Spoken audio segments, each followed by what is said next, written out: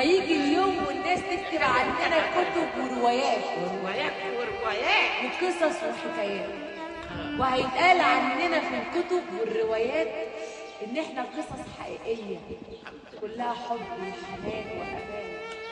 وان جليله عذبت سمر في يوم من الايام، وآن الاوان ان جليله تعشق سمر وتعيش معاها احلى الايام، ونعيش مع بعض والناس تحكي عننا ويقولوا يا سلام يا سلام يا سلام. هو في كده حكايات في الحقيقه؟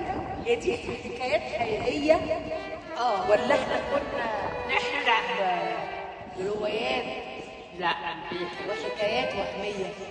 بس في حكايات حقيقيه زي سمر وجليل وكمان عواطف وكمان نجيه وكمان فاطمه وكمان سميحه وكمان نصرة وكمان رضا وكمان فاطمه وكمان مسير وكمان افراح ودعاء والاف كتير من الاساطير في دار زهرة مصر الكبار بلا مأوى على مستوى العالم كله.